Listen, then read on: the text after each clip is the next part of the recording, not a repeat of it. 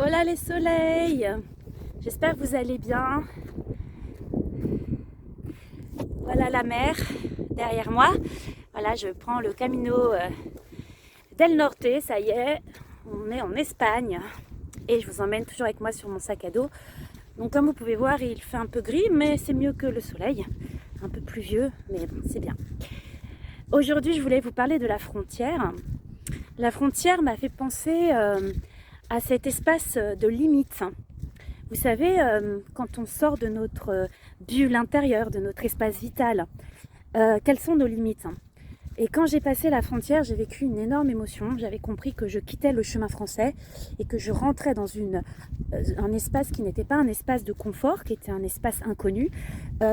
C'était d'aller dans le chemin espagnol avec voilà, la langue différente, une culture différente, je ne sais pas. Enfin, et j'avais des appréhensions.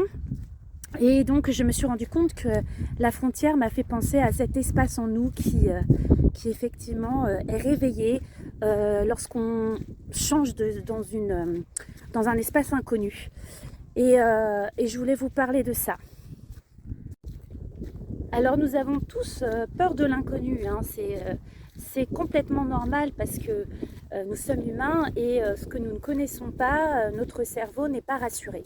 Voilà, il n'a pas pris ses habitudes, il n'a pas pris ses repères, donc forcément il va rester en vigilance et être dans notre cerveau reptilien un peu danger, je sors de l'inconnu, méfie-toi. Et voilà, donc maintenant je suis de l'autre côté et finalement ce qui était drôle c'est que cet espace un peu nostalgique, c'était de sortir de mes habitudes, de ma zone de confort, de mes repères.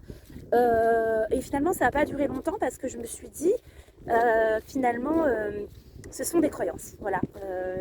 De penser qu'on ne va pas y arriver ou de penser qu'effectivement, on ne va pas pouvoir parler la langue, qu'on ne va pas pouvoir se repérer, se débrouiller.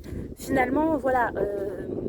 On est la même, en fait on est les mêmes, on parle plusieurs langues, on rencontre différentes personnes et on arrive à avoir des renseignements, à se partager et finalement à très bien se renseigner et y arriver. Donc voilà, donc la frontière chez vous, qu'est-ce que c'est? Quelles sont vos limites? Qu'est-ce qui vous fait peur? Est-ce que finalement ce ne seraient pas des croyances qui vous empêcheraient de sortir, d'aller de voir de l'autre côté? Et finalement une fois qu'on passe cette étape, qu'on passe nos limites, nos frontières, on se rend compte qu'il y a un soleil derrière. Bon, pas aujourd'hui, mais il y a un soleil. C'est-à-dire qu'il y a un enseignement, il y a un cadeau derrière, il y a un super message et finalement on a de plus en plus confiance en nous, on a de plus en plus foi en la vie et on se rend compte que finalement, je vais vous filmer ça, vous allez voir, c'est magnifique. Alors vous voyez, il y a quand même beaucoup plus de monde hein, sur le chemin espagnol, mais voilà, c'est juste sublime. Faut quand même voir ça. Ce qui est drôle, c'est que tout à l'heure, en fait, on voyait la France de l'autre côté, Hendaye. Ça fait juste bizarre de se dire que, voilà, on voit la mer, on voit Hendaye et on se dit, bon, bah ça y est, on est sur le sol espagnol. Ça, c'était l'aparté, mais donc, je vous renvoie à vous. Qu'est-ce qui fait que vous avez peur finalement d'entreprendre un changement, d'entreprendre quelque chose? Est-ce que ce serait vos peurs? Est-ce que ce sont des peurs qui sont fondées sur le réel ou est-ce que ce sont des peurs qui sont fondées sur des croyances parce que, je ne sais pas, vos parents ou votre mari ou quelqu'un vous a fait croire que vous n'étiez pas capable ou que vous n'avez pas, comment dire, que vous n'allez pas réussir? Est-ce que c'est la peur de l'échec? Est-ce que c'est la peur... Quelle est votre peur en fait? Et qu'est-ce qui fait que vous ne serez pas en train de vous enfermer mentalement? Finalement, j'avais l'impression que mes propres frontières, c'était moi-même qui me les mettais.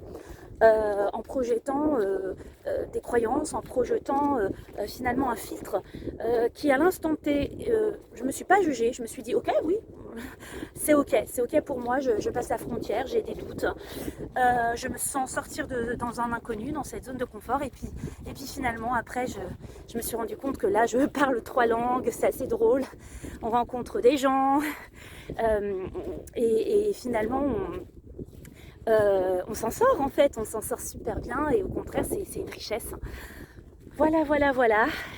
Et ben j'espère que cette histoire de frontière vous aura parlé. Mais c'est aussi la frontière, c'est aussi quelles sont les limites que l'on peut se poser pour garder, pour préserver notre bien-être. Vous allez voir, je monte. Alors c'est pas les mêmes que tout à l'heure. Hein. Quand je filmais, là, c'est vraiment des côtes de cailloux dans les Pyrénées. Et en plus, je filme en même temps. Non, mais gros, gros, comment dirais-je, gros défi. Voilà, ce que je voulais vous dire, c'est ça va dans tous les sens, c'est pas grave.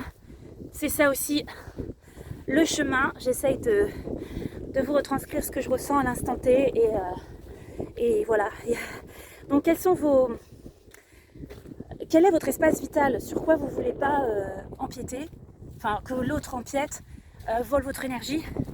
Comment finalement demander à l'autre de ne pas rentrer dans cet espace vital et de mettre un stop quand il outrepasse vos limites, vos compétences? Qu'est-ce que vous pouvez mettre en place? Comment communiquer clairement vos besoins pour que la personne ne franchisse pas cette frontière, ce territoire intérieur? Voilà, grâce à cette frontière, voilà, je vous ai envoyé sur plusieurs problématiques, votre frontière, vos limites, vos propres limites personnelles. Est-ce que c'est vous qui les mettez? Et comment aussi vous pouvez poser des limites aux autres? Comment vous pouvez le faire? La simple chose, c'est de verbaliser. Verbaliser quels sont vos besoins, quels sont vos ressentis à l'instant présent et de faire une demande clairement. Vous pouvez utiliser ce qu'on appelle la CNV, la communication non violente, de décrire les faits en premier. Ensuite, qu'est-ce que ça vous fait? Quels sont vos ressentis? Par exemple, quand tu agis comme ça, je sens que tu rentres dans mon espace vital. Ça me met en colère parce que j'ai besoin que tu me respectes. Et après, faire une demande, je te demande de me laisser tranquille, d'arrêter de me contrôler, par exemple, ou d'arrêter de me surveiller. Voilà, ça c'est un exemple pour que vous puissiez comprendre comment fonctionne la communication non violente. Voilà, donc posez vos limites, regardez si c'est vous qui mettez vos propres frontières et surtout continuez d'essayer d'expérimenter, d'aller au-delà des frontières tout en vous respectant et tout en vous disant que est-ce que vos peurs sont fondées sur du réel ou sur simplement des peurs de l'inconnu ou des peurs inconscientes. Voilà, je vous souhaite une bonne journée, à très vite mes soleils. Continuez à liker, partager et commenter la vidéo et n'hésitez pas surtout aussi à me communiquer pour septembre si vous souhaitez un entretien avec moi, donc de mise en lumière sur votre situation personnelle qui durera 45 minutes. À très vite. Et je vous laisse avec cette vue. Alors effectivement il fait gris, mais ce que vous voyez ici exactement, c'est Hendaye. Tout ça c'est la France. Après il y a la rivière Irun et là on est en Espagne. Voilà.